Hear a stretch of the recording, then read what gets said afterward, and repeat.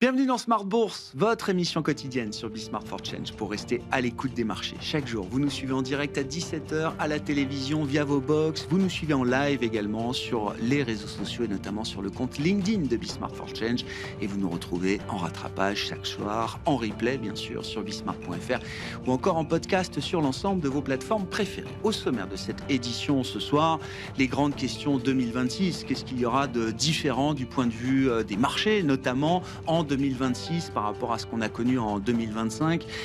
Le thème de l'IA sera sans doute encore un thème central de l'année prochaine sur les marchés. La question est de savoir comment est-ce que les investisseurs traiteront et aborderont cette thématique autour de l'intelligence artificielle, alors qu'on est peut-être à un moment critique ou à un moment de bascule en termes de leadership avec un leadership toujours incontestable du point de vue d'NVIDIA, mais un leadership qui pourrait ne pas être aussi durable que ce qu'on pouvait imaginer il y a encore quelques jours ou quelques semaines, avec l'avènement de modèles développés par d'autres entreprises qu'OpenAI, en l'occurrence Google, qui ne vient pas de rien et qui est une entreprise évidemment à la pointe aussi en matière d'intelligence artificielle, qui développe aujourd'hui un Gemini 3 Pro qui s'avère être le meilleur modèle frontière du moment dans ces LLM aujourd'hui. La question étant de savoir est-ce que les puces GPU de NVIDIA seront toujours des instruments clés pour entraîner ces modèles, ou est-ce que d'autres puces peuvent venir là aussi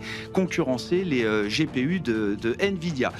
Question donc sur le leadership de l'IA qu'on posera à nos invités de Planète Marché dans un instant. Autre question, est-ce que la Fed va enchaîner 3 à la suite, 3 baisses de taux à la suite après celle de septembre, octobre? Y aura-t-il une nouvelle baisse de taux le 10 décembre prochain? Au moment où on se parle, le marché semble y croire plus que jamais. Il restera assez peu de données devant nous pour permettre à la Fed d'éclairer sa décision des 9 et 10 décembre prochains. Et puis, sur le front budgétaire, Pauline Gratel vous racontera la journée un peu chahutée pour les actifs britanniques avec la présentation du budget britannique de Rachel Reeves qui s'offre une marge budgétaire un peu plus confortable avec une réserve fiscale d'un peu plus de 22 milliards de sterling, là où on anticipait, les économistes anticipaient une réserve autour de 12 milliards, c'est ce qui était prévu en tout cas dans les projections de début d'année.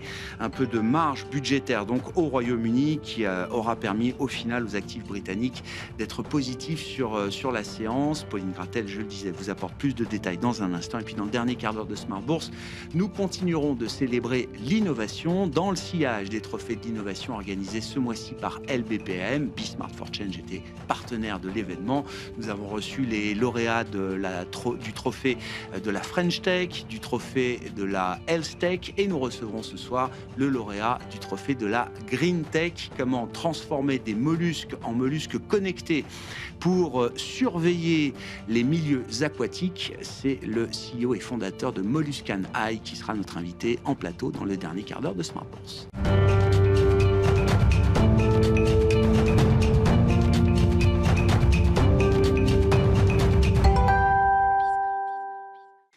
Tendance, mon ami, chaque soir en ouverture de Smart Bourse, nous retrouvons Pauline Gratel qui vous apporte les infos clés du jour sur les marchés. Bonsoir Pauline. Bonsoir. Le Royaume-Uni est à l'honneur aujourd'hui avec ce jour de présentation du budget qui a un peu surpris les marchés. Oui, parce qu'aujourd'hui, c'était le grand jour pour Rachel Reeves qui a présenté le budget britannique devant le Parlement. Sauf qu'avant ça, le Bureau de la responsabilité budgétaire lui a volé la vedette en publiant par erreur ses prévisions économiques et budgétaires avant même que Rachel Reeves n'ait pu lancer son discours.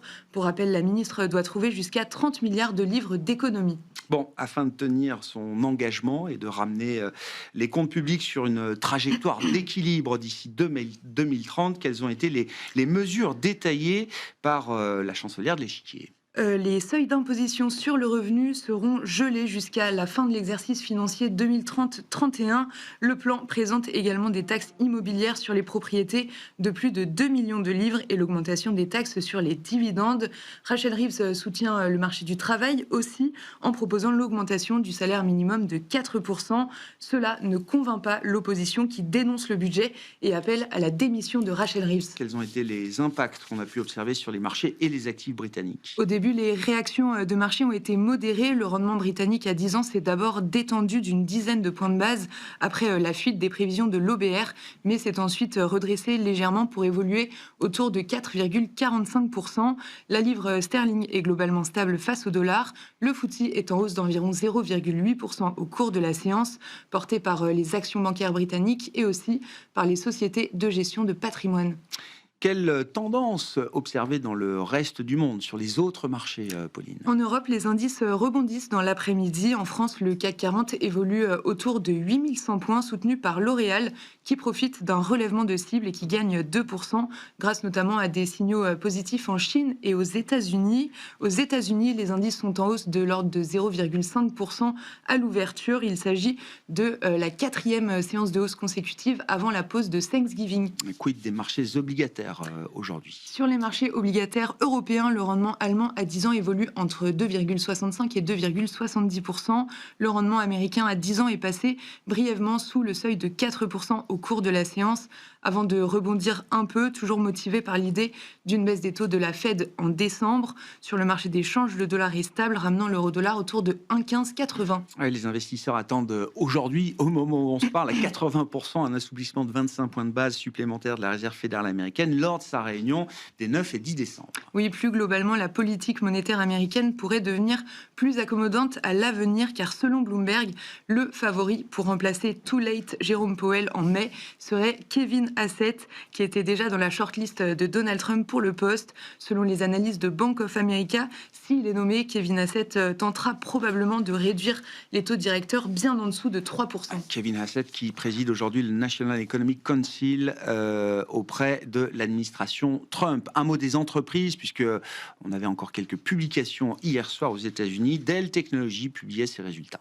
Oui, Dell fait état d'une accélération de la demande dans l'IA et anticipe des livraisons d'IA d'environ 25 milliards de dollars sur l'année, ce qui correspondrait à une progression de 150%. Sur le 3e trimestre, le groupe fait état de revenus records et d'un bénéfice supérieur aux attentes, et les objectifs annuels sont relevés. Le titre est en hausse de 2,5%. Quel sera le programme de demain sur les marchés, sachant que oui, les marchés américains seront fermés demain jeudi. Oui, pour Thanksgiving, l'Europe devra donc composer toute seule. Ce soir, les investisseurs regarderont le livre beige de la Fed et on prendra connaissance demain des minutes de la réunion du 30 octobre dernier de la Banque Centrale Européenne. Tendance, mon ami, chaque soir en ouverture de Smart Bourse, Pauline Gratel vous apporte les infos clés du jour sur les marchés.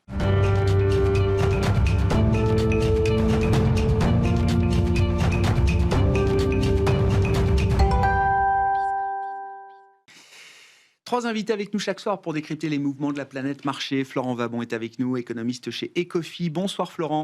Bonsoir Grégoire. Gilles Guibou nous accompagne, le responsable des actions européennes d'AXA IM. Bonsoir Gilles. Bonsoir Grégoire. Part of BNP Paribas Group. Voilà, il faut le rajouter désormais. Et David Calfon, le président de Sanso Longchamp Asset Management, est à nos côtés également. Bonsoir David. Bonsoir Grégoire. Messieurs, David, commençons peut-être avec vous. Si on se projette sur 2026, tous les investisseurs ont en tête, bien sûr, l'horizon 2026 désormais. Si on part du principe que le thème de l'IA est un thème qui continuera d'accompagner les marchés, les investisseurs en 2026, la question est de savoir de quelle manière.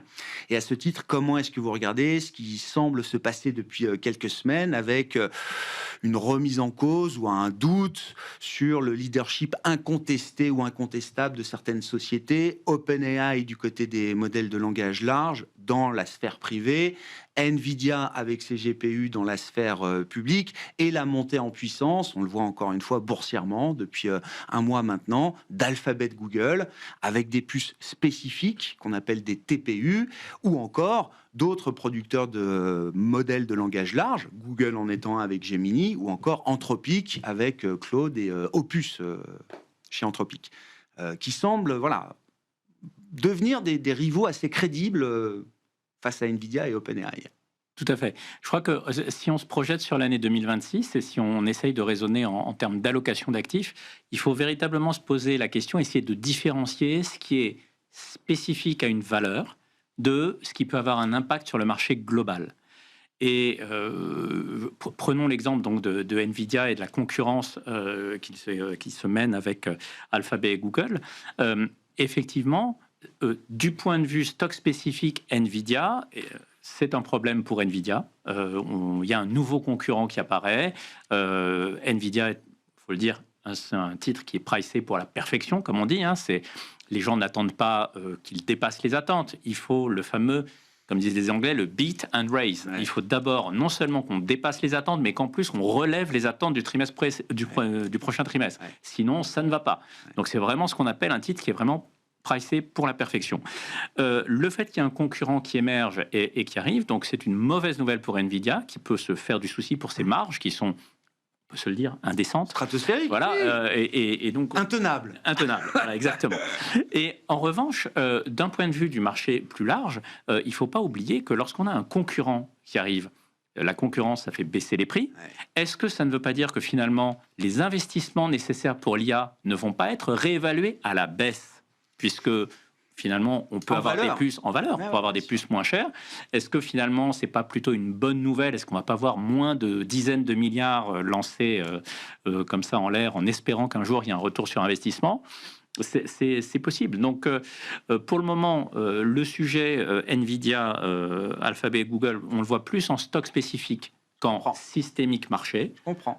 C'est juste un rééquilibrage assez naturel de la concurrence dans ce secteur et autour de ceux qui créent l'architecture de ces modèles. Disons que c'est une histoire qui n'est pas inconnue. Non. Un leader qui se fait challenger, le challenger arrive, ça fait baisser les prix, etc. C'est finalement, c'est du livre d'école. C'est ce qu'on nous apprend un peu sur les bancs de l'université.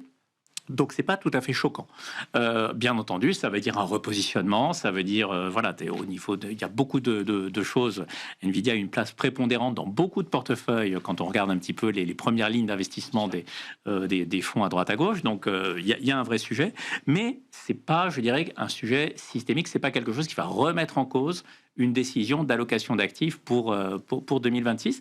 Et je dis, il y a peut-être un soutien qui va venir en se disant, si on a moins de capex à faire pour arriver aux mêmes objectifs de l'IA, c'est peut-être une bonne nouvelle pour les marchés.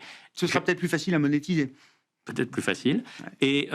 Et puis le dernier point, c'est qu'effectivement, du point de vue technologique, je mets au défi quiconque de savoir qui sera le meilleur modèle la semaine prochaine. Ouais, voilà. Donc ça va à une vitesse hallucinante.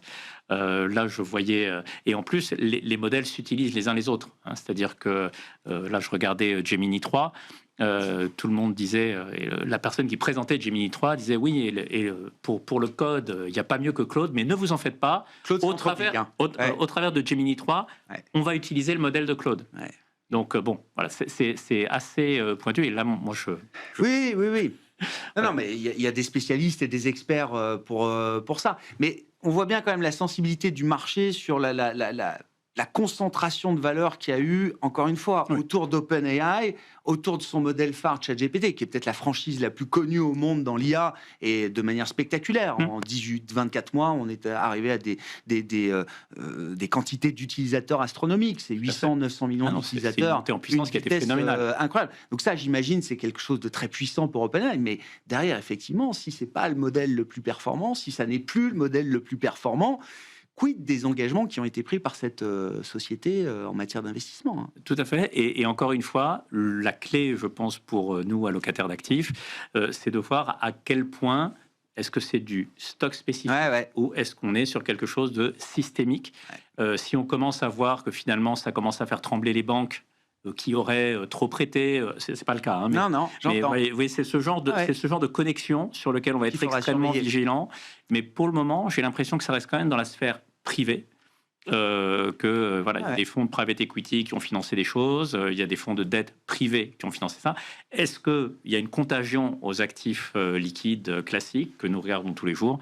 Je ne sais pas, rien ne le dit pour le moment. Non. Bon, on verra comment ces deux mondes, privé et public, communiquent dans des temps un peu plus chahutés, parce que là, on parle de l'IA, mais c'est vrai que les marchés privés, la dette privée au sens large, sont des marchés qui ont connu une croissance fulgurante ces dernières années. Ce sont des marchés privés qui n'avaient pas la taille qu'ils ont aujourd'hui lors des précédentes crises. Donc, il faudra quand même voir quels sont les canaux de contagion possibles d'un monde à l'autre. Ce sera plus compliqué de faire de l'argent sur le thème de l'IA en 2026, Gilles? Pas nécessairement, parce que ce qu'on voit, c'est qu'effectivement, on peut avoir un changement de leadership. mais la mauvaise nouvelle de l'un est une bonne nouvelle pour un autre. Ce qu'on voit, c'est que derrière, ça va quand même... effectivement, on peut avoir un peu une pression sur les prix, mais ça veut dire que les volumes aussi pourraient être plus importants. Sans doute. On a quand même besoin des fournisseurs de pelles et de pioches qui font les data centers, on a quand même besoin de la capacité de calcul, donc on a quand même besoin d'investissement. La mauvaise nouvelle, ce serait de dire qu'à un moment donné, effectivement, on ait un arrêt des investissements et qu'en fait, on n'a pas besoin de dépenser autant. Parce qu'à ce moment-là, ça viendrait mettre un frein, très certainement, sur y compris la croissance américaine. Je rappelle, c'est exactement ce qui s'est passé en début d'année avec le petit moment DeepSeek autour du 20 janvier qui nous a alerté sur le fait qu'on pouvait développer des modèles beaucoup moins gourmands en énergie, en GPU, etc. Et ailleurs. Et ailleurs, et en dehors, effectivement, d'une zone qui est une zone très anglo-saxonne aujourd'hui. C'est pour ça qu'il faut pas le sous-estimer, que c'est un risque qui existe, mais pour l'instant, on n'en a pas les signes, qu'une grosse partie des investissements qui sont faits aujourd'hui sont faits sur fonds propres, par justement ces Max 7, et donc ça limite ce risque de contagion ou de crainte qu'on peut avoir notamment sur le marché du crédit. Et du coup, et c'est important de regarder ça parce que quand on regarde sur la dernière année, on estime, j'ai vu plusieurs études là-dessus avec des chiffres qui ne sont pas forcément très précis, mais en ordre de grandeur, que le segment IA, ça a été plus de 40% de contribution à la croissance américaine. Oui. Oui. Quand on pense qu'historiquement, la consommation, c'est 60%. C'est-à-dire que la part de l'IA dans la croissance américaine, elle est essentielle. Et c'est ce qui fait que, quelque part, ça a pu aussi bien aider Donald Trump dans sa capacité à faire tenir l'économie américaine. C'est pas de sa faute, mais il a bénéficié de cette chance-là. OpenAI sauve les miches de Donald Trump. Quoi. Du coup, effectivement, si on avait des signes que ça s'arrête l'an prochain, on pourrait s'inquiéter. À ce stade, c'est pas ce qu'on a, c'est même plutôt le contraire, puisqu'en fait, on voit que les plans d'investissement se multiplient. Ce qui fait que de manière assez étrange, quand on se prête aux exercices des perspectives pour 2026, auxquels on se livre tous en ce moment, en réalité, aujourd'hui, fin 2025, les perspectives pour les marchés actions en 2026 sont quelque part, de manière assez étrange, meilleures que ce qu'on pouvait avoir en 2025, en termes de perspectives de hausse. Pourquoi ? Parce qu'en réalité, il y a un an, on craignait Trump et la mise en place des tarifs. On les a eus, on a vu les impacts, on a commencé à avoir les impacts. Mais en face il y a une radicalité qui est un peu retombée du point de vue tarifaire. En face de ça, on a eu une accélération des investissements sur la partie AI. Et ces investissements, ils ont des répercussions concrètes pour un certain nombre d'entreprises, y compris européennes, qui viennent fournir ces pelles et ces pioches. Dans le même temps, on a eu ce qu'on n'avait pas il y a un an, ce qu'on espérait pour certains, c'est l'annonce d'un plan allemand qui, pour l'instant, n'a pas porté ses fruits, mais dont on espère qu'il va porter ses fruits. Ce qui fait que si on regarde l'année 2026, qu'est-ce qu'on a ? On a une croissance des résultats attendus aux États-Unis de l'ordre de 14%, en Europe, entre 10 et 12. Donc déjà, c'est une reconvergence entre les États-Unis et l'Europe. Ça, c'est intéressant. L'an dernier, on était plutôt à 8 contre 16. Donc on a quand même une convergence. Et deuxièmement, si on accroche une probabilité à ce 10%. L'an dernier, la probabilité n'était pas forcément très élevée parce qu'on avait des craintes compte tenu de l'incertitude économique. Aujourd'hui, on s'aperçoit que les dernières révisions de la plupart des macroéconomistes, elles ont été plutôt vers une révision positive du fait des implications de l'IA, du fait du plan allemand. Des plans budgétaires, oui. Des plans budgétaires. Non, mais le Japon, plein de pays laissent les vannes très ouvertes aujourd'hui. La Bill qui va venir aider le consommateur américain, les 2000 €. Et donc, la probabilité qu'on attache à la croissance des résultats, elle est déjà peut-être un peu plus forte qu'en dernier. Donc, quelque part, à ISO multiple, on a déjà eu un potentiel de gain. Mais est-ce que ce que vous décrivez là, c'est pas ce que le marché a payé depuis des mois maintenant ? Alors, on pourrait dire qu'aux États-Unis, c'est en partie le cas, puisqu'on a retrouvé des niveaux de valorisation qui sont proches des déciles de valorisation les plus élevés qu'on ait pu observer. En Europe, c'est pas le cas. En Europe, ce qu'on voit, c'est que certes, le multiple de valorisation est remonté, mais que quand on regarde, on est toujours proche de la moyenne de long terme, et qu'en revanche, la décote par rapport aux États-Unis est toujours très largement à la décote long terme. Et donc, on peut même, et compte tenu du cycle monétaire, des politiques monétaires, des politiques des banques centrales, on pourrait même peut-être justifier d'une poursuite de l'expansion de multiples. Alors, plus ou moins, c'est peut-être plus facile à justifier en Europe qu'aux États-Unis, mais on pourrait l'avoir. Et donc, il ne faut pas minorer le risque à la hausse. Et donc, si on prend le cas de l'Europe, on a 10% de croissance des IPS, 3,5% de dividendes plus un peu, on peut justifier facilement un scénario entre 13 et, suivant l'expansion de multiples qu'on voudrait voir, entre 13 et 23%. Florent, je reviens quand même sur le thème de l'IA. Est-ce que l'IA apporte effectivement à la dynamique de croissance d'une économie comme les États-Unis? Ça va être un enjeu majeur pour 2026. Est-ce qu'un rééquilibrage des positions concurrentielles, est-ce que c'est de nature si c'est de nature à faire baisser les capex, est-ce que ça va avoir effectivement un impact immédiat sur le régime de croissance américain qu'on anticipe pour l'an prochain? Alors, qui va remporter la course à l'IA, ça, je n'en sais rien non plus. D'autant plus que, pour le coup, je ne suis pas spécialisé en sélection de valeurs, donc je ne me prononcerai pas là-dessus. En revanche, sur l'impact que ça a sur la croissance américaine, effectivement, j'ai à peu près les mêmes chiffres. J'ai de l'ordre d'un tiers de la croissance sur le premier semestre aux États-Unis, ce qui est évidemment important, mais ça masque une chose, ça masque le ralentissement de l'économie américaine et le ralentissement de secteurs plus traditionnels, si je puis dire. Et donc, de ce point de vue-là, en fait, je serais un petit peu moins inquiet. C'est-à-dire que je pense que l'effet de l'IA sur la croissance américaine va plutôt avoir tendance à s'estomper. Ouais. L'effet de l'IA tel qu'on l'entend, c'est-à-dire construction de centres de données, achat d'équipements informatiques, etc. Pour quelle raison?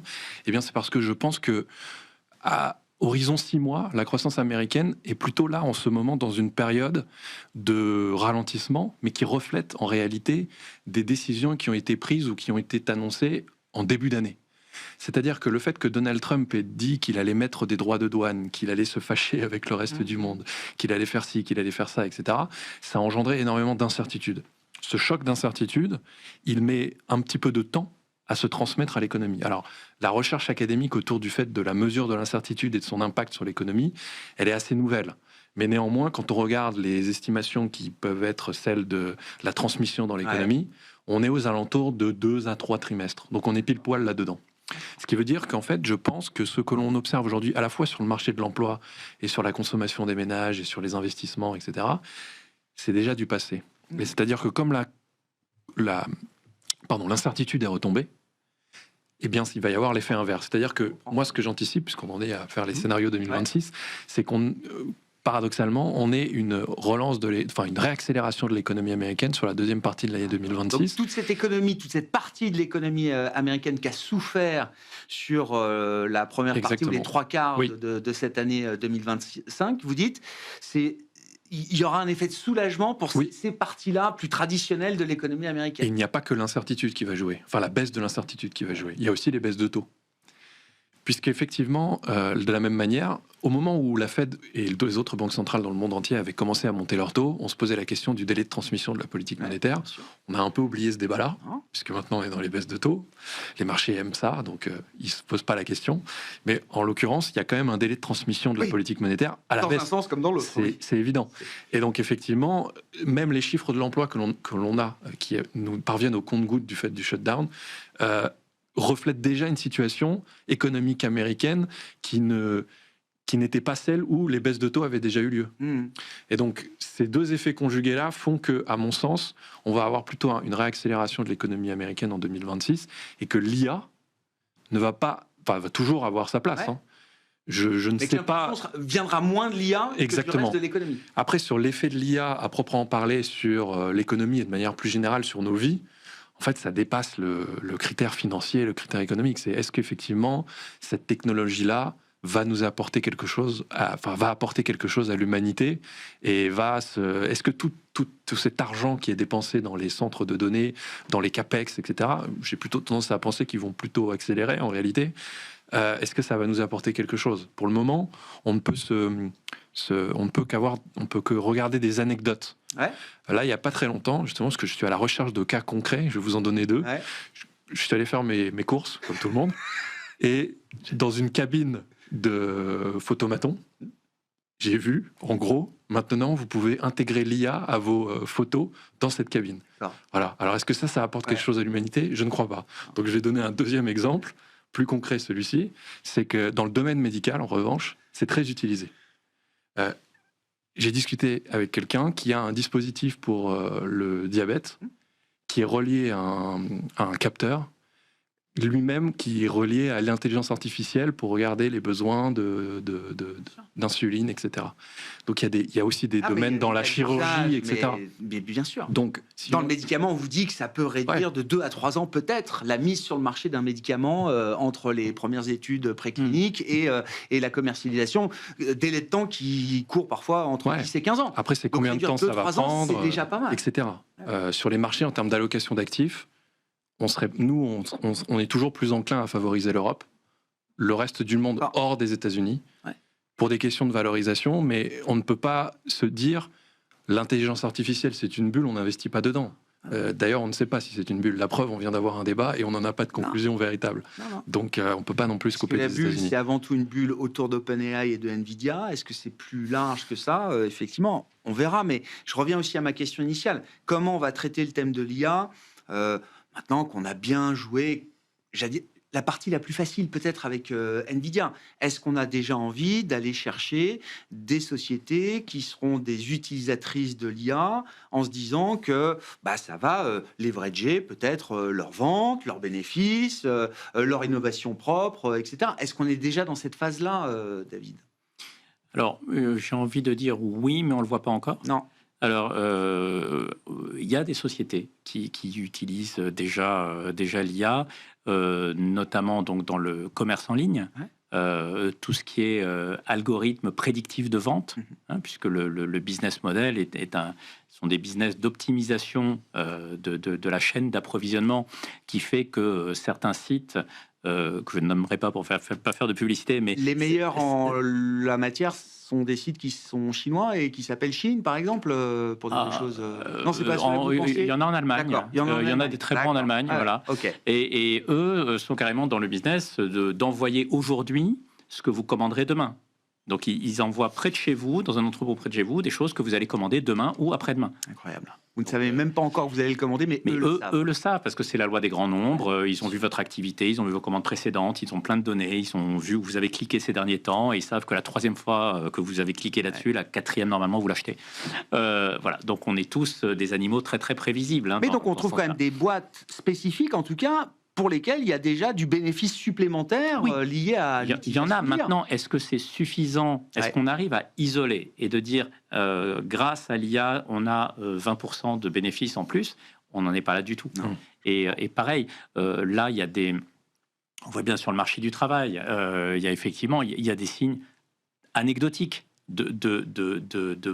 d'importance de l'IA qui, finalement, remplacent des emplois. Voilà, on a tous entendu parler de jeunes étudiants qui ont fait des études de code et qui maintenant ne trouvent pas de job, etc. Donc, mais ça, c'est anecdotique. On n'a pas encore véritablement de société qui est sortie en disant voilà, grâce à l'IA, on a économisé tant d'euros et ça nous a fait tant de bénéfices en plus. Il n'y a pas encore ce genre de communication.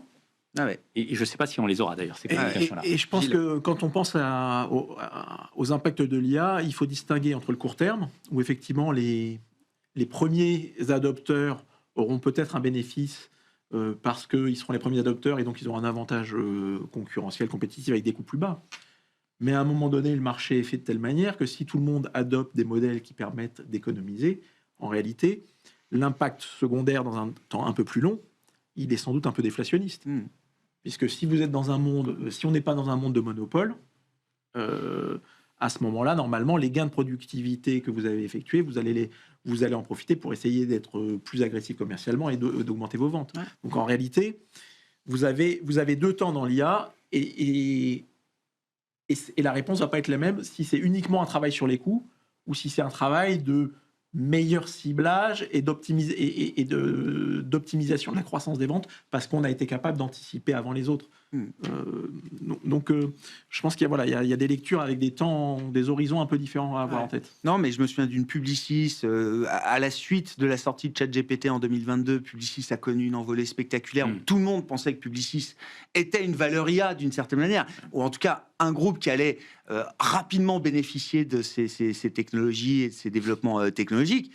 Depuis, on a vu que le marché a fait quand même un peu marche arrière par rapport à... Je prends l'exemple de Publicis à chaque fois. Désolé pour Publicis qui ne veut pas nommer spécifiquement à chaque fois, mais le marché c'était un exemple emblématique. Non, mais le marché a pris une vue sur un certain nombre de valeurs qu'il a estimées, qu'il a labellisées AI Loser,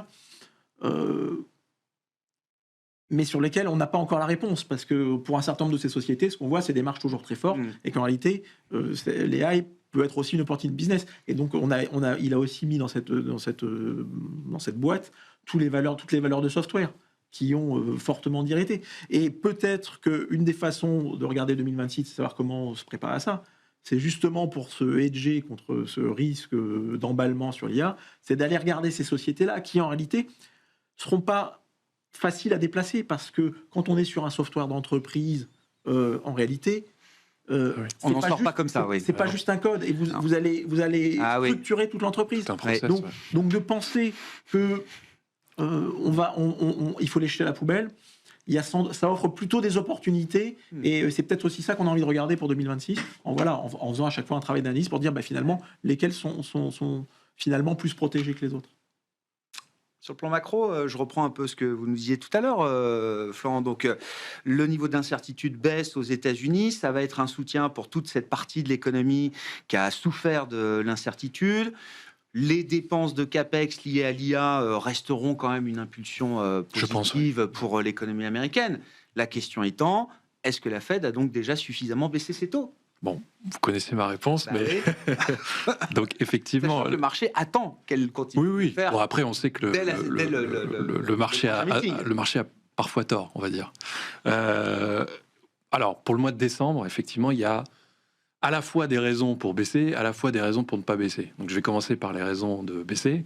Si l'on regarde les derniers chiffres d'emploi qui nous sont parvenus, qui sentent un peu le réchauffer, on va pas se mentir, puisqu'ils sont de septembre, on voit quand même une augmentation qui me paraît un petit peu problématique du taux de chômage. Quand on regarde à la décimale près... 44. Voilà, exactement. Vous m'avez devancé. Donc effectivement, ça monte un peu. Quasiment à 4,5. Voilà. C'était ce que la Fed projetait pour la fin de cette année. Donc on a atteint ce niveau de taux de chômage un peu en avance. En absolu, ça n'est absolument pas un chiffre inquiétant, puisqu'il est à peine au niveau que l'on estime être celui d'équilibre. Le problème étant que il intervient au moment où la tension sur le marché du travail a considérablement diminué. Et il existe une relation en économie, qui est un peu de la même manière que les marchés se trompent parfois, entre la tension sur le marché du travail et le taux de chômage. En gros, pour le dire très simplement, au moment où les entreprises ont arrêté de dire qu'elles allaient embaucher, si le ralentissement de la demande est trop conséquent, le taux de chômage peut augmenter. Donc, on est vraiment dans cette zone un peu à risque. Bon, vous avez compris que je suis un petit peu plus optimiste sur la suite des événements et que je pense que cette petite tension sur le marché du travail est passagère. Elle va plutôt avoir tendance à se stabiliser. Disons que la détérioration va se stabiliser et même qu'on va avoir une amélioration des chiffres. Ensuite, il y a l'inflation. Là, l'inflation est toujours au-dessus de la cible. Ça, c'est évident. Et il y a toujours, malgré tout, une incertitude sur les droits de douane. On ne sait pas si tout est passé. Moi, je pense que non. Certains aussi, mais le marché n'est pas tout à fait effectivement en raccord avec ça. Toujours est-il qu'en absolu, on a quand même 3% d'inflation. Même quand on enlève tout un tas d'items, on se retrouve avec une inflation, même dans les services hors logement, etc., qui reste assez importante. Donc ça, c'est un critère, là aussi, voilà. Bon. Ça veut dire qu'il y a une forme d'acte de foi dans la décision des 9 et 10 décembre pour la Fed. Avec en plus un manque de données. Après, les arguments sont assez équilibrés. On voit qu'on en est à compter les votes au sein du OMC. Non, mais oui, bien sûr. Rare, c'est important. Jean Poel, sans doute, qui a un peu levé le stylo parce que voilà, c'est sa fin de présidence et qui veut peut-être pas non plus trop influencer les débats au stade où ils en sont. Lors du dernier meeting, Jérôme Powell a dit que quand on navigue dans le brouillard, on doit mettre un petit peu le pied sur le frein. Donc, sous-entendu, je n'ai pas de données, je peux pas me prononcer. Il y a cette incertitude sur l'inflation, etc. Mais au fond, c'est pas le sujet. Enfin, c'est pas le sujet. Je sais pas si je vais bien m'exprimer, mais disons qu'il baisse en décembre, qu'il baisse au premier trimestre 2026, ça n'est pas le sujet. On retiendra pas ça. Je pense qu'il faut se poser la question de combien de baisse de taux va-t-il y avoir en 2026. Et moi, je me positionne assez clairement là-dessus. je pense qu'il n'y en aura pas beaucoup. Plutôt moins que trop. Voilà. Ouais, Alors, je comprends. si je peux me David. permettre, parce que Bien sûr. il y a quand même un sujet, on dit on n'a pas eu de données. On a quand même eu une confiance des consommateurs de novembre qui était en baisse. Ouais. On a eu des ventes au détail qui ont déçu et on a eu des prix à la production qui étaient là aussi plutôt plus calmes, plus soft que ce qu'on pensait. Et avant la réunion, il n'y aura pas de publication de chiffre de l'inflation. Tout à fait. Et là où je suis d'accord avec vous, c'est qu'effectivement, le chiffre de l'inflation, c'était un peu, c'est celui un peu qui nous fait peur, parce que bon, on se dit. Mais il y a aussi un chemin où finalement, il y a quand même eu des points de données. Oui. On peut construire un argumentaire en disant, il y a des points de données qui montrent que finalement, ça justifie une nouvelle baisse des taux. Et je crois que c'est ce que le marché achète en ce moment, mais... Il y aurait une forme de cohérence aussi dans le sillage du discours de Jackson Hole, de Jérôme Powell, qui est le moment un peu pivot effectivement de la Réserve fédérale américaine, de se dire qu'une banque centrale comme la Fed, toute data dépendante qu'elle est quand même capable, quand elle enclenche un cycle de baisse de taux, de se projeter à des horizons qui vont au-delà de la semaine ou des 15 jours. Et que quand on appuie sur le bouton en septembre, c'est qu'on est capable de se dire... si l'objectif est d'aller au taux neutre, soyons cohérents et allons au taux neutre. Je suis entièrement d'accord. Le problème, c'est que, alors pour revenir, effectivement, la confiance des consommateurs a vraiment beaucoup baissé, mais pour autant, ils continuent de consommer. C'est un peu le sujet. C'est-à-dire qu'il y a vraiment une dichotomie très forte entre la sensation, enfin le sentiment, et ce qu'on mesure vraiment dans les données dures. Ce que l'on voit, et là, pour le coup, ça rejoint cet argument, c'est que les ménages les moins aisés sont plus précautionneux. Ça, c'est une évidence. Tout à fait. Mais on est quand même sur un rythme de consommation aux États-Unis qui n'est pas du tout inquiétant. Alarmant. Pas du tout. Et donc, en fait, Jérôme Powell, aujourd'hui, se situe dans une position où il n'agit pas dans l'urgence. Il est dans une position d'ajustement de politique monétaire. Et on parlait de brouillard. En fait, le brouillard, il est constant. Il n'est pas que quand il n'y a pas de données. C'est-à-dire qu'en fait, le taux neutre, où est-il ? On ne sait pas. Donc, peut-être un peu plus bas que les taux actuels. Eh ben, on ne sait pas. Il y va à tâtons. Donc, il baisse un peu. Il regarde comment réagit l'inflation, le chômage, l'emploi. Si ça se dégrade, il continue. S'il ne voit pas de détérioration, il se laisse un peu de marge de manœuvre dans le cas où il y a une vraie récession qui survient et où il devra agir pour baisser le taux directeur en dessous du taux neutre. Voilà, c'est le sujet. On verra. À ce stade, le marché anticipe qu'il y aura une baisse de taux consécutive. Et 3 autres peut-être à suivre en 2026. C'est ça à peu près le pricing de marché. Je crois alors ça, une encore cette année et 3 l'an prochain. Si la Fed perd son indépendance éventuellement, mais... on verra, on pourra en discuter. On n'a pas encore le nom du lauréat en effet. Pour le coup, mais on pourrait l'avoir avant Noël. Bon, c'est toujours important pour les marchés, ces sujets d'équilibre, de banque centrale, de politique monétaire. Gilles, ça serait dur de dire le contraire. On a vu comment, au cours du mois de novembre, le marché a évolué sur l'évolution des anticipations de baisse de taux du début décembre. Donc oui, très clairement, ça a un rôle. Ça a un rôle aussi parce que ce qu'on a vu, c'est que le consommateur américain, c'est quand même le sujet d'inquiétude. On voit que ça tient, mais il y a quand même des signes de dégradation. Pas mal de sociétés européennes on fait part, mais y compris les sociétés américaines. Coca qui souligne qu'ils voient une envolée des petits formats. Donc on a quand même des signes. On voit le taux de défaut sur les cartes de crédit qui commence à monter. Donc, il y a quand même des signes. Et donc, recaver le consommateur américain par des baisses de taux, ça peut être utile.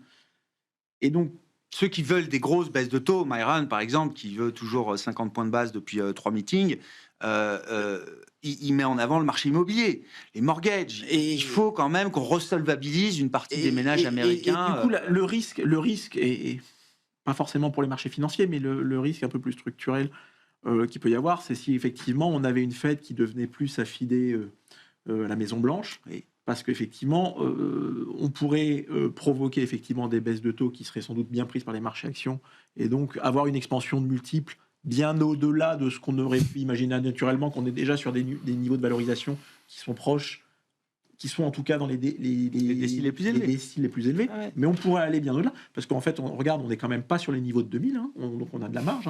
Le Nasdaq, il est monté à 60, on est à 35. Avons-nous envie d'y retourner ? Si c'est l'objectif, pourquoi pas ? Mais ce qui est assez marrant, c'est que l'accélération du marché en 99, en fait, il se fait après des baisses de taux. Donc, Et comme on n'a pas encore de... La dernière jambe de hausse, elle est aussi dopée par des baisses de taux. Et donc, si on voulait s'amuser à faire des... Alors, les marchés se répètent pas. Mais le risque de marché en fusion, c'est un risque à prendre en si on avait considération. Mais la question, c'est ce que ça pourrait avoir comme impact au-delà des marchés financiers sur la courbe des taux, sur la courbe des taux et sur le dollar. C'est ça le sujet. Et c'est ça le sujet qu'on va guetter sur effectivement combien de baisses de taux et comment. Et plus de combien, c'est comment ou quelle baisse de taux. Je pense que ça, à un moment, trop de baisse de taux, ça peut recréer des tensions sur les parties longues de courbe. On peut reparler des 5% sur du 30 ans, sur du 10 ans, etc. Si la Fed est capturée par Donald Trump et politisée dans sa totalité et que les taux baissent, les marchés vont pas forcément aimer. C'est-à-dire que les taux courts peuvent baisser du fait de la baisse des taux directeurs, mais les taux longs vont monter. Donc on a une pontification de la courbe des taux qui, pour le coup, je nuance un peu le point sur les valorisations, se ferait plutôt sur une compression des multiples. Alors ça dépend de la... ça dépend des secteurs, ça dépend des secteurs, et puis ça dépend de la séquence de comment ça se fait. Aussi, mais bon, j'y crois pas trop. Mais je pense qu'il y aura beaucoup de dissensions, mais voilà, pardon. Mais par le passé, on a vu quand même que l'administration Trump était quand même assez vigilante. Le 5% sur le 30 ans, ils n'aiment pas du tout. Exactement. Ça fait reculer tout le monde. Voilà, exactement. Et donc, voilà, je crois que... encore une fois, on peut je crois que Bessent l'a dit, 4%, c'est le niveau, lui, qu'il veut voir sur le 10 ans. Il veut un 10 ans à 4%. Quoi. Mais ça fait partie des points d'attention qu'on a en disant oui, on peut en avoir. Après, on ne peut pas contrôler toute la courbe. Voilà, on peut en contrôler un segment. Exactement. Mais après, il y a quand même, et c'est là qu'il y a un marché. Et voilà, on peut remercier Liz Truss pour avoir donné un petit exemple. Aujourd'hui, c'était un race. Donc elle pourrait venir de là, la surprise. Elle pourrait venir de là, la surprise. La force de rappel une fête politisée, mais qui baisse pas les taux. Bon, j'exagère, mais voilà. On verra, parce que de toute façon, le successeur de Powell sera forcément endossé par Trump, sera forcément magnifié par Trump, et sera forcément tamponné comme étant comme l'a été Powell. Un gars de chez Trump. Comme l'a été Powell, nommé par Trump lui-même, effectivement, lors de son premier mandat. Quelques minutes encore pour reprendre peut-être les idées 2026 qui vous animent, David, chez Sanson Longchamp Asset Management. Qu'est-ce que vous avez envie de privilégier en matière d'investissement pour... alors 2026, c'est toujours un peu le marketing calendaire, mais pour les prochains mois et trimestres. Nous, en ce moment, on a eu récemment un petit peu de prudence sur la partie high yield, etc., parce qu'on trouve que les spreads de crédit sont vraiment très serrés. Et alors, ça ne veut pas dire qu'ils ne vont pas rester serrés, mais on trouve qu'il y a quand même des segments de marché sur lesquels on n'est plus quand même très bien rémunéré pour le risque. Donc, on a plutôt tendance à être en retrait de ce segment-là. On a eu, sur la partie action, on a eu tendance toujours, et on va poursuivre ce chemin de diversification. Il ne faut pas oublier, il y a un an, jour pour jour, c'était les États-Unis, sinon rien. Le monde a quand même pas mal évolué, et c'est très bien. Et diversification, ça nous emmène jusqu'où? Ça vous emmène jusqu'en Asie, jusqu'en Asie, au Japon, Asie. C'est des zones qu'on revisite avec plaisir. Il se passe beaucoup de choses là-bas et des choses très intéressantes. Donc Europe, Asie, Japon, au détriment toujours un petit peu des US qui avaient une place assez prépondérante dans les portefeuilles. Donc on va continuer ce mouvement-là. Et donc le solde de tout ça, c'est une augmentation des stratégies de performance absolue en position d'attente. On aurait d'habitude pris des positions d'attente sur les obligations, mais les spreads sont chers. Le monétaire à 2%, c'est un peu bof-bof. Donc, finalement, les stratégies de performance absolue, on arrive encore à avoir des choses décorrélées qui seront une poche mobilisable en cas de respiration de marché. Encore une fois, nous, on pense que 2026 sera une année un petit peu à l'image de 2025, c'est-à-dire que globalement, probablement une bonne année, mais avec certainement des respirations, c'est inhérent au marché action, et ça va être un petit peu notre capacité à saisir ces opportunités qui va être importante. Sur l'univers action européenne, quelle est l'idée ou les idées 2026 là? C'est continuer, on va dire, à profiter de cette vague d'investissement, donc notamment au sein du secteur IT, et puis c'est quand même là où on a l'innovation et la croissance structurelle. Donc on a des valorisations qui sont un peu plus élevées, mais on est face à des capex importants, des investissements importants. Et pour se prémunir de ça et contre un risque peut-être d'emballement et de retournement qui pourrait être soudain, c'est d'essayer d'aller chercher d'aller se positionner sur des secteurs qui sont valorisés en dessous de leur moyenne de long terme et qui pourraient profiter de cette amélioration qu'on voit poindre, même y compris sur le consommateur. Je pense notamment à la consommation durable, qui traite sous ces valorisations de long terme, et sur lesquelles... Donc plus de qualité quand même. Et on retrouve un peu cette notion de valeur défensive, c'est-à-dire que même si l'économie se retourne, les ventes de yaourt, les ventes de bière, oui, elles peuvent bouger, mais finalement, la variation est relativement limitée. Et on paye en moyenne des valorisations qui sont en dessous des moyennes de long terme. Et donc, on se retrouverait un côté défensif, toujours sur la partie thématique électrification, un secteur des services aux collectivités qui fait face à une croissance retrouvée quasiment séculaire. On n'a pas eu autant d'investissements depuis plus d'un siècle, avec des valorisations qui restent proches des valorisations de long terme, avec une capacité à payer du dividende.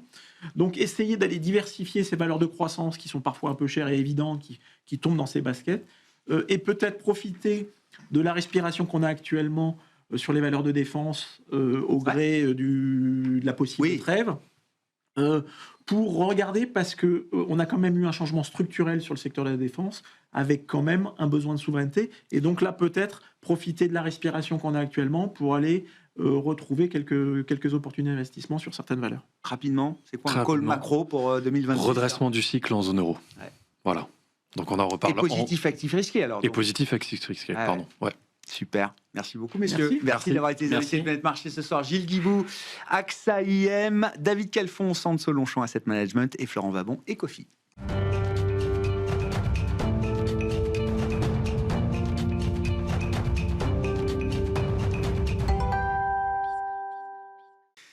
Le dernier quart d'heure de Smart Bourse, chaque soir, c'est le quart d'heure thématique. Le thème qui nous réunit ce soir, c'est celui de l'innovation. Nous sommes encore dans le sillage des trophées de l'innovation qui étaient organisés au cours de ce mois de novembre par LBP-AM et nous recevons en série les différents lauréats. Ce soir, c'est le lauréat de la Green Tech qui est à mes côtés, Ludovic Quinault, CEO et cofondateur de Moluscan AI. Bonsoir Ludovic. Bonsoir. Merci beaucoup d'être avec nous et félicitations encore à vous et aux équipes de Moluscan AI pour ce trophée de la Green Tech 2025 qui vous a été remis par LBPM.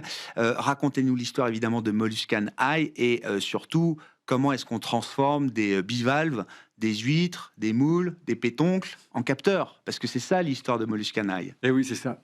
Donc déjà, on vient de la recherche fondamentale, donc qu'on appelle une deep tech, CNRS Université de Bordeaux, biologie marine. Ça, c'est Jean-Charles Massabuot. Eh oui, exactement, cofondateur. L'autre fondateur. L'autre fondateur, voilà. Et donc, l'idée, c'était de faire l'étude des animaux, de leur physiologie, pour comprendre leur comportement. Et de pouvoir, après, en ayant réussi ça, de l'utiliser pour faire de la biosurveillance. Et la biosurveillance, qu'est-ce que c'est ? C'est utiliser le vivant pour surveiller l'environnement. Et en l'occurrence, pour Moluscan AI, on fait de la surveillance de la qualité de l'eau en utilisant des mollusques bivalves. Donc, vous l'avez cité, c'est tout ce qu'il y a de coquilles. Ouais, voilà, c'est des coques, quoi. Voilà. Et l'intérêt, c'est que ce sont des animaux qui sont sédentaires et qui sont filtreurs. Donc, ce sont un peu les sentinelles parfaites. On les trouve partout autour du monde pour pouvoir surveiller la qualité de l'eau. Et ça veut dire, vous connaissez tellement bien le comportement de ces animaux qu'au moindre changement de comportement, vous êtes capable d'associer le changement de comportement de l'animal à un problème de la qualité de l'eau dans laquelle il vit. Voilà, c'est exactement. Si on veut faire le parallèle, en fait, c'est utiliser, par exemple, l'être humain, on pourrait mettre des capteurs sur une personne. Bon, c'est un peu lourd, embêtant, un peu lourd. Sur des animaux, c'est à l'extérieur, c'est non invasif, on va faire ça à l'extérieur des coquilles des animaux. Mais en fait, c'est de se servir, je pourrais me servir de vous pour surveiller la qualité de l'air dans ce studio. J'entends. Donc, et donc, par rapport à, je connais votre état de santé normal, comprends, va bien. Et puis donc, par rapport à des petits changements, des micro-changements, ou soit des gros changements, si le problème est important, on peut détecter tout ce qui se passe. Et donc là, vous mettez des petits capteurs, effectivement, vous allez mettre on est aussi dans l'Internet des objets, c'est ça, Ludovic, hein. Donc, des petits capteurs. Qu'est-ce que vous êtes capable de mesurer concrètement ? Quel environnement aquatique est-ce que vous êtes capable de surveiller ? Est-ce que c'est à la fois les milieux marins ? Est-ce que c'est à la fois les milieux d'eau douce ? J'ai pas revu tous mes cours de biologie, mais je sais que certains de ces bivalves vivent essentiellement dans les milieux marins, plutôt, Ludovic. Mais on les trouve partout. On les trouve partout. Il y a des mollusques bivalves aussi en eau douce. En eau douce. D'ailleurs, la recherche a commencé en eau douce. Mais finalement, là où on est presque le plus pertinent, c'est parce qu'il y a très peu de capteurs en en eau de mer. Hein, c'est plus compliqué, l'océan, que les lacs et les rivières. Et donc, c'est là où on est encore plus puissant, je dirais, dans l'action de surveillance. Ouais. Et vous avez à mesurer toute une batterie de paramètres. La mesure est plus efficace que les solutions actuelles qui sont essentiellement basées sur de la chimie, c'est ça, Ludovic ? Et qui sont intermittentes. C'est le problème aujourd'hui. C'est que nous, en fait, ce qu'on apporte, c'est une surveillance en continu, en temps réel. Et aujourd'hui, vu qu'on ne peut surveiller que par intermittence et en faisant des prélèvements, et puis après, il y a le délai pour le laboratoire, etc. Et puis en plus, en laboratoire, on ne trouve que ce que l'on cherche. Et oui, donc il faut donner une liste de polluants. Donc si le polluant n'est pas dedans, on ne va pas le voir. Et en fait, on connaît les conséquences, puisque aujourd'hui, on entend parler régulièrement. Les sources sont contaminées de plus en plus, et on le voit a posteriori. Oui. Et le but, c'est de pouvoir anticiper et de comprendre pour agir rapidement. Quand vous avez créé la société, ça vous nous le racontiez au moment des trophées, mais je veux bien que vous le détailliez un peu plus, Ludovic. Tout de suite, donc venant de la recherche fondamentale, société de deep tech, tout de suite, vous vous êtes posé quand même la question des clients. Qui va utiliser ma solution et quels vont être mes clients ? Et ça, c'était dès le départ natif dans l'idée de la création de l'entreprise. Oui, exactement. Ça, c'était important.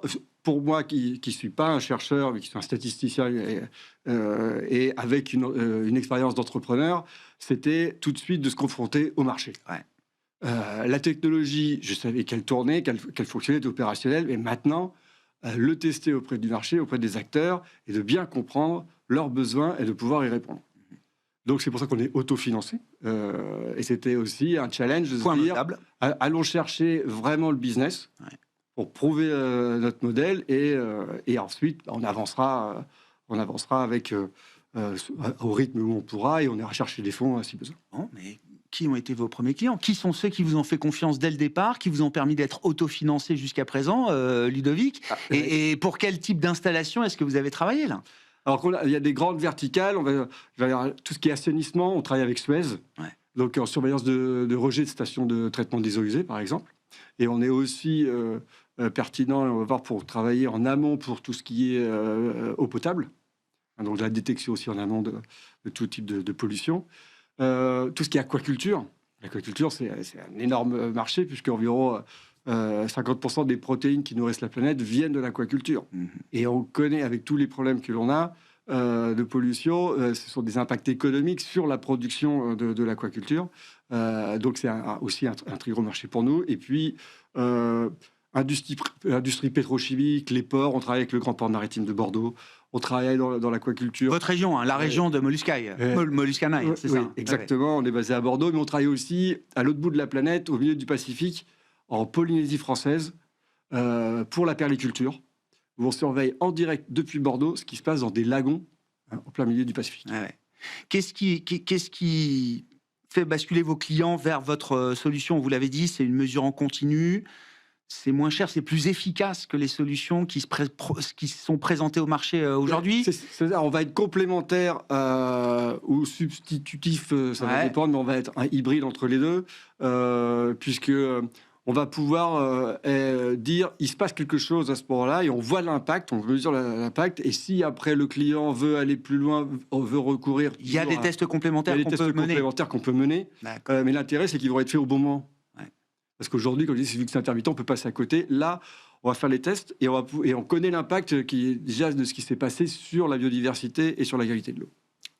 Tout ça, évidemment, se fait sans mal pour les animaux. On est d'accord. On est d'accord, puisque justement, c'est important pour vous quand même. Et c'est important. Et pour tout le monde.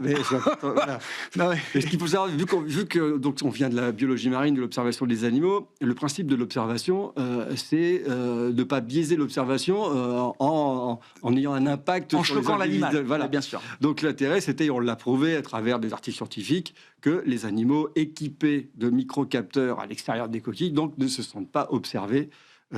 Et donc c'est là l'intérêt, c'est qu'on peut vraiment voir le comportement normal de l'animal et voir tous les impacts de différents types de polluants sur leur physiologie. C'est quoi la vision que vous avez désormais pour Molluscan Eye partant? Alors c'est une société qui a quelques années à peine d'existence, Ouais. c'est ça, Ludovic. Partant de la validation de votre technologie, de ces contrats avec de grands industriels, quelle est la vision que vous développez sur une feuille de route de plusieurs années, hein, le terrain de chasse est mondial, forcément. Oui, on est déjà, en discussion avec les États-Unis. Il y a beaucoup d'enjeux là-bas pour les grands lacs, comme tout ce qui est aquaculture après sur les côtes, sur la côte est ou la côte ouest. Et puis, l'Asie, où il y a beaucoup d'aquaculture aussi. Donc, L'aspect réglementaire dans le domaine de l'aquaculture vous est favorable, j'imagine. Il y a Oui. Et puis surtout, en fait, un environnement réglementaire qui pousse à aller chercher des solutions. et qui pousse à la biosurveillance, de toute façon. Et puis après, il y a la pression, de toute façon, de la pollution actuelle. C'est-à-dire qu'on sait que les ressources en eau, avec le dérèglement climatique, ça va être de plus en plus compliqué. Donc, si en plus c'est pollué, les enjeux, les gouvernements les connaissent, et donc c'est quelque chose qui est poussé à tout niveau. C'est-à-dire, surveiller la qualité de l'eau pour pérenniser et garantir stratégiquement l'intérêt de chaque pays. Ouais. Bon. Et le plan de développement, alors, parce que vous êtes en charge aussi du développement chez Oui. Molluscan Eye, partant de l'idée que vous avez été autofinancé jusqu'à présent, est-ce que vous avez besoin, peut-être désormais, d'entrer dans une étape différente pour accélérer, pour vous leverager, comme on dit Oui, exactement. Désolé de Oui. la terminologie, mais... Oui. Non, mais c'est vrai. Mais après, il y a une réalité, voilà, de se dire, aujourd'hui, on est autofinancé, on avance, mais si on veut accélérer, parce qu'aujourd'hui, on va forcément pouvoir se développer par rapport aux fonds que l'on a. Et donc, aujourd'hui, on voit le potentiel que l'on a et on a besoin d'accélérer. Donc, c'est pour ça qu'on est en train de faire une levée de fonds. Ouais. Donc, on discute Clairement. avec des investisseurs. Pour pouvoir justement investir dans le développement, le business développement, et puis aussi par rapport au premier retour client, pouvoir affiner notre technologie, être encore plus attractif sur le marché pour pénétrer le marché international. Ouais.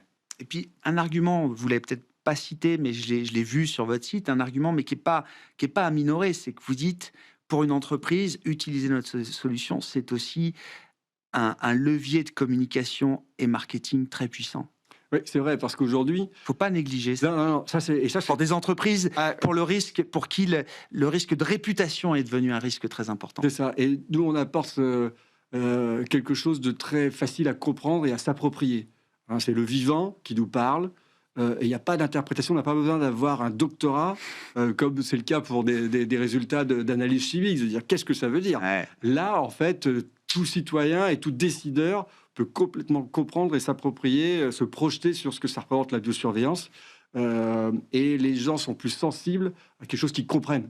C'est une évidence. Et c'est pour ça qu'on l'a vu avec les industriels avec qui on travaille, où ça, vraiment, on a un très fort taux d'attractivité et de motivation. Ça motive les équipes.